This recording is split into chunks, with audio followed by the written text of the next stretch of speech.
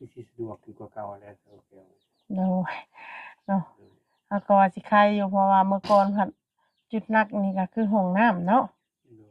อืมได้สร้างเพิ่นมาขุดมื้อนี้เพิ่นบ่ได้มาบ่เพิ่นมื้อที่เขาเที่ยงโอ้แบบว่าเฮาบ่ได้เลี้ยงข้าวโดยสร้างกับบ้านนี่บ้านเพิ่นก็บ้านใกล้นี่ขุดลงไปนี่เป็นน้ำสร้างตักกินได้เลยเด้อเด้นี่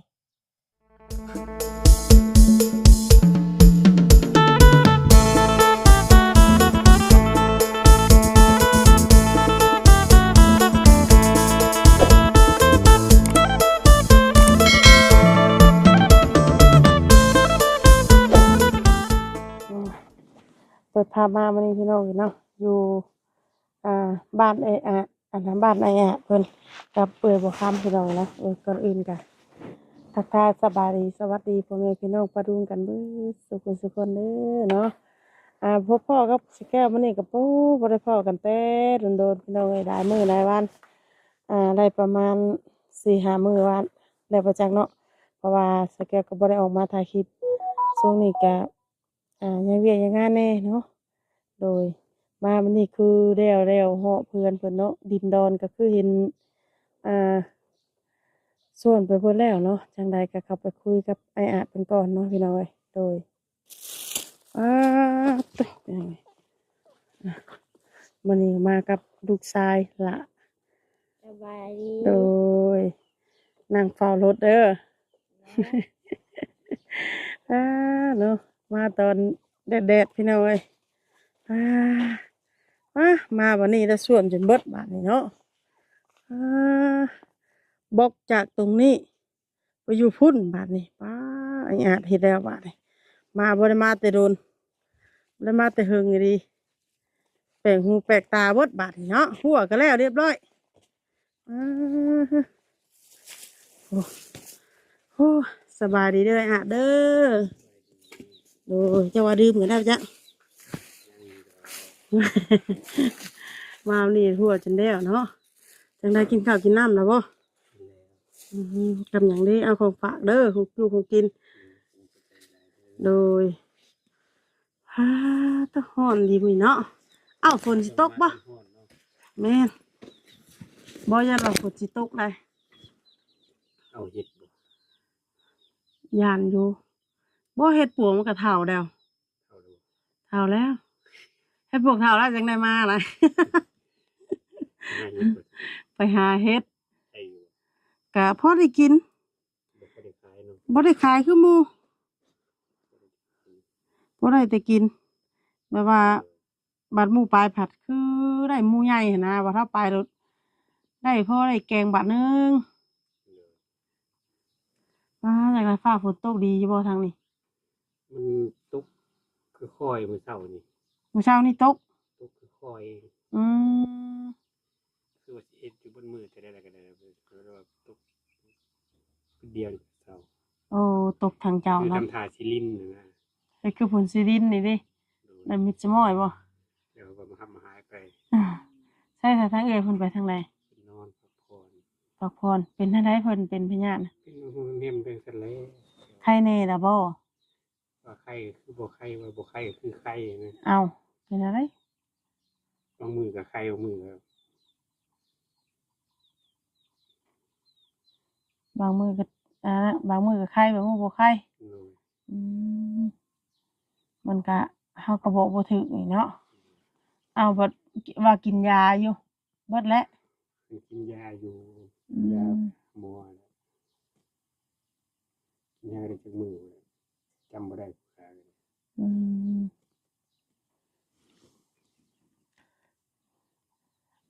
คือว่าได้เนาะคนเฮาเฒ่าแก่มาแล้วก็หลายโรคหลายอันอืมซ้ำนำผัดบ่มีลูกมีเต้าอยู่นำเนาะลูกเพิ่นบ่ได้มาเยี่ยมบ่ก็มาอยู่อืมมาเจาะซื่อๆคือว่าแหละเนาะมานอนคืน1 2คืนอืมมามื้อแม่เพิ่นบ่สบายบ่เมื่อครอบครัวเขานะอ๋อก็ว่าแหละเขาก็เป็นครอบเป็นครัวได้เนาะคันสิป้ามาก็คือว่าแหละ เขาก็มีเงินมีซ่านเขาแล้ว อืม มีครอบมีครัวเขาอะไรเขาก็ของครอบมีครัวเขา แม่น ลูกเต่าก็ได้ ก็เบิ่งกันไปเด้เฮาก็เนาะ โดย โอ้ยมันยังขุดอันนั้นบ่ ห้องน้ ขุดห้องน้ำจ้างบ่คือว่าจะขุดเอง ำเพิ่นเฮ็ดเมาด้วยนะ โอ้เท่าไรค่ะ ทั้งเฮือนครัวของ10 ล้าน เอาสิเฮ็ดเฮือนครัวพร้อม โดยครัวที่กับในห้องน้ ดีใจนำไม่อาจเด้อเนาะในที่สุดก็ได้ห้องน้ำได้ก็เฮือนครัวแล้วโอ้ย ำได้เงินงบมันยังบ่ได้พอดอกสมแก้วเอ้ย อืม เตรียมก็บ่เตรียมก็เฮ็ดไปเรื่อยๆว่าซั่น อ๋อเพิ่นก็เฮ็ดตั้งมีซำนี้แล้วก็เฮ็ดซำนี้ก่อนสิเนาะเฮ็ดเฮ็ดไปเรื่อย เติมเข้ามาก็ซอยเข้ามาก็เฮ็ดไปอีกเพิ่นว่า โดย แต่จังได๋ก็เฮ็ดไปก่อน อันนี้ของบ่เตียงกับอันบ่เสียงบ่ คงบ่เตรียมบ่เสี่ยงแล้วก็เว้าสัญญา โอ้ ทบกันมา บ่สัญญาเมืองซนพุ่นบ่ โดย โอ้เพิ่นก็มาไกลเนาะ โดย อืมโอ้เป็นอะไรได้ห้องน้ำนี่ ก็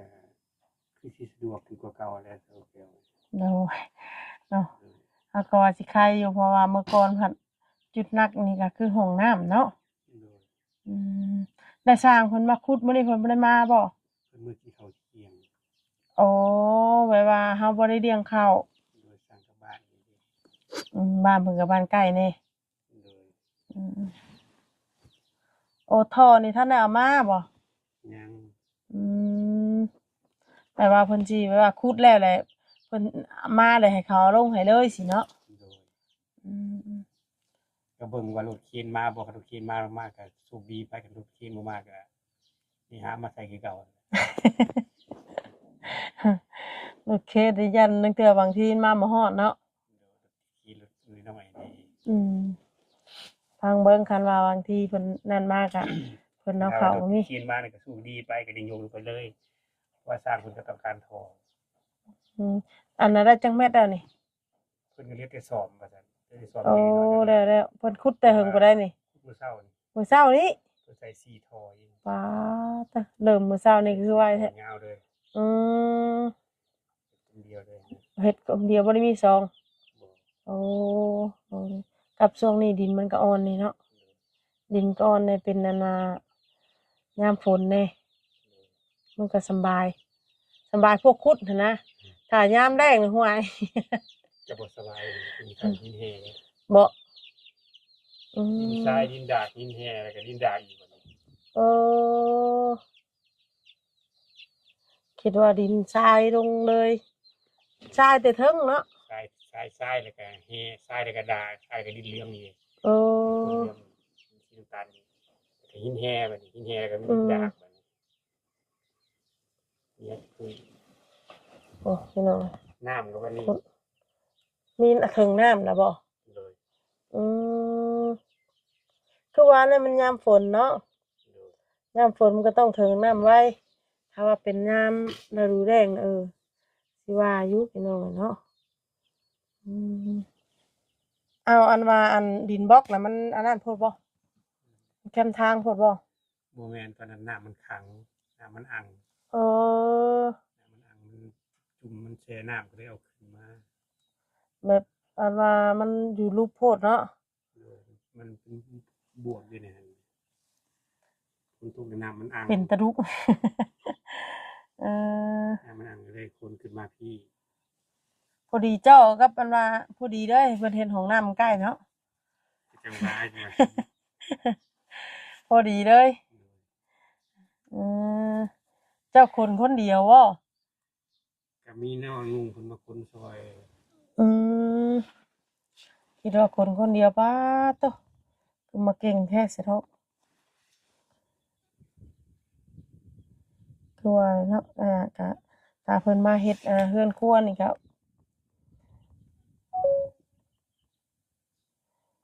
เพิ่นมาเฮ็ดเฮือนครัวก็บ่ได้คอยอยู่เนาะซอยเพิ่นจับหันจับนี่โอ้พี่น้องเฮ็ดเฮือนครัวแน่แล้วก็เฮ็ดห้องน้ำแน่ อืมสร้างเดียวเพิ่นรับเหมาเลย โดย อืมคือว่าตอนนี้ท่านได้ลำหน้าก็ธรรมดาอยู่เนาะ โดย ถือว่าโอเคอยู่ฝนก็บ่ได้ค่อยตกปานใดเด้แต่ว่าเฮ็ดน่ะแต่ว่าสิให้เฮ็ดห้องน้ำแล้วทั่วเนาะ คือดอกเพิ่นเอาไปทางเข้า แม่นเฮาว่ามืดไปเมื่อวานนี่ตกบ่เมื่อวานนี่ ว่านี่ก็ตุ๊กปุ๊กแป๊กๆนี่ อืแต่ว่าทางเฮาแห้งได้ตกน้ำได้เป็นกระพุ้ยเมื่อวานนี่น่ะแห้งแต่ว่ามาทางนี้แบบดินอย่างแห้งแน่หั้นนะก็เลยว่าแห้งอยู่บ่ฝนทาง บ่ นี้ แห้งเลยสิตุ๊กเพราะแต่ดินลาย อืมกันว่าสินั่นเนาะสั่นน้ำกะอ่างเลยแถวนี้เนาะ โดย อ่าไปเบิ่งทางเพิ่นบอนเพิ่นขุดน้ำก๊อกก่อนเด้อนะเร็วน้ำห้องน้ำก่อนพี่น้อยตึ๊โอ้โหโอ้โหเอาหลังจากบอนหันก็ได้เปลี่ยนมานี่เพิ่นว่าเนาะดินบล็อกคนมาไว้อ่าจุดหลักพี่แดนเนาะอันว่าเขาก็ออกมานี้เนาะจะได้ก็ออกมานี่ทั้งนี้จะเป็นห้องน้ำทั้งนี้เนาะโอ้พี่น้อยอืมทางไอ้เพิ่นอ๋อทีแรกนี่ดินทรายเพิ่นว่าอ๋อโอ้ขุดลงไปนี่เป็นน้ำสร้างตักกินได้เลยได้เด้นี่ เนาะเพราะว่ามันก็ใส่อยู่ได้โอ้อืมพี่น้อยเนาะแถวนี้เพิ่นเฮ็ดน้ำสร้างอยู่บ่แบบสร้างขุดนั่นนะอืมถ้าว่าผู้นั่นนี่เนาะปกตินี่คือทางบ้านแถวบ้านส่งนี่เพิ่นขุดลงเด้เพิ่นเห็นน้ำใสงามแบบนี้นะใสงามนี่เด้พี่น้อยพวกน้ำนะ4 ท่อนเนาะถือว่าถึงเพิ่นว่าถึงเรียบร้อยแล้วยังเหลือแต่ซ่อมมันแค่มันนี่ให้อันว่าเอาโทรลงสบายพี่น้องเนาะต่อนี่จุดเพิ่นมาขาดหมายไว้พี่น้องเนาะทางเฮือนทางซานของไอ้อาจก็สิได้ห้องน้ำเป็นของตัวเองแล้วบัดนี้เนาะก็สิได้ใช้สะดวกสบายพี่น้อยโอ้ยโอ้ยแดดบ่ไหว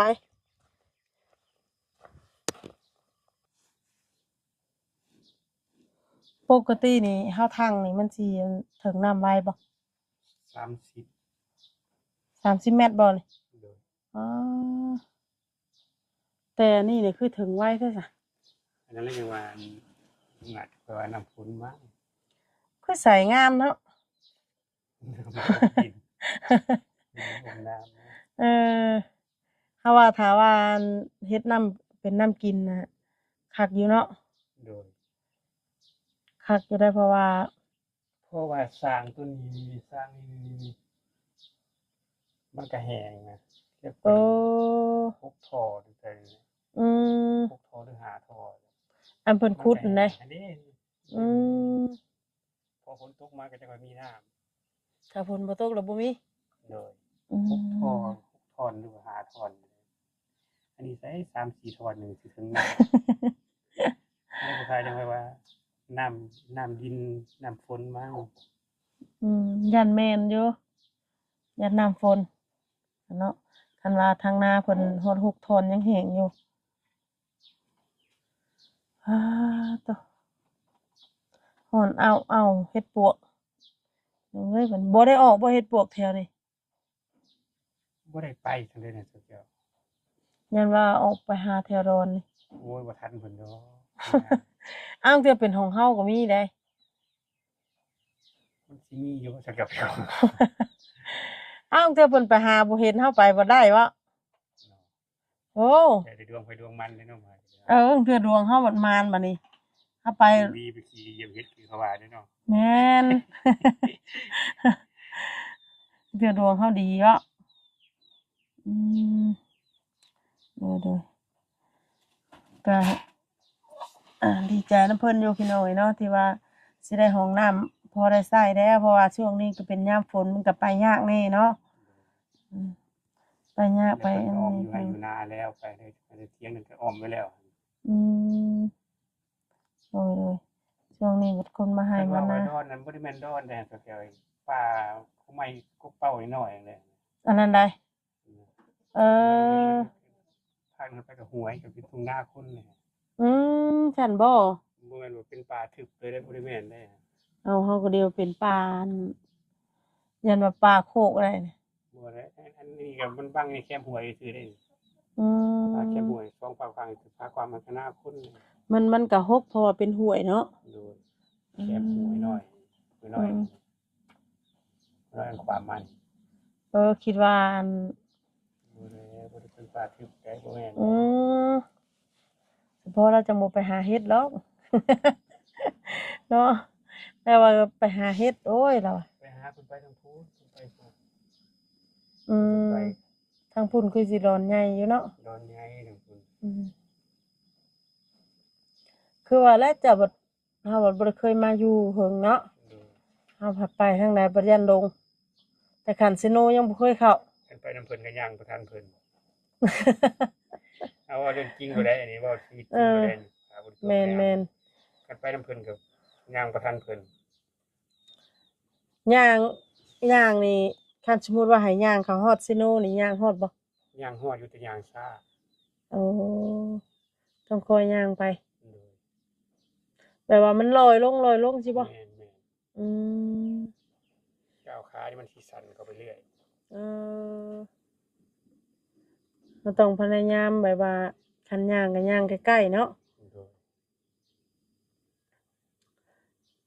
แต่ก็เคยลองย่างไปฮอดอยู่บ่ห้วยทางมา ก็ไปเข้าป่าอยู่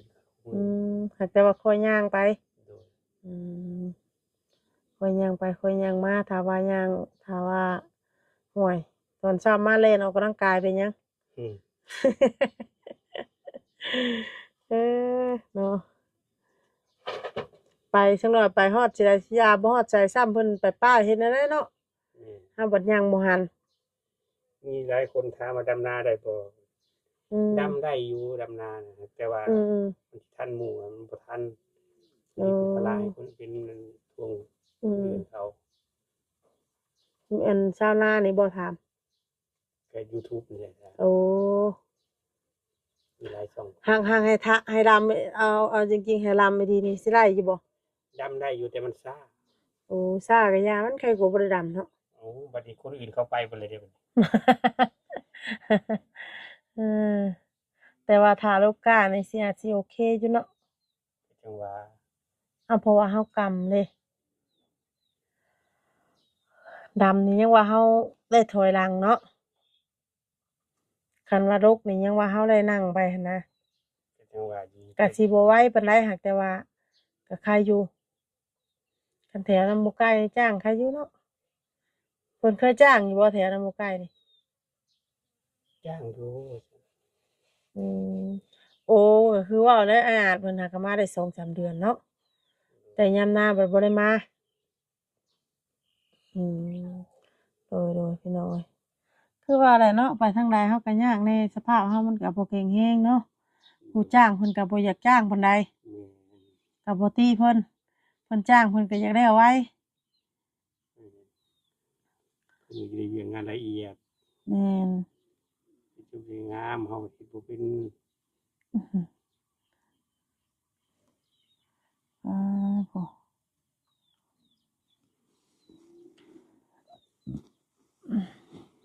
เฮือนครัวแล้วก็แล้วเรียบร้อยสังกะสีนี่สิไปมุงหยังบัดนี้ เก็บไว้หั่นแหละเพิ่นเก็บไว้ อืมบางทีมีแนวอันนั้นเนาะมีแนวขังแนวหยังมีแนวมุงก็มี โดย ก็เฮ็ดพังไปเรื่อยๆ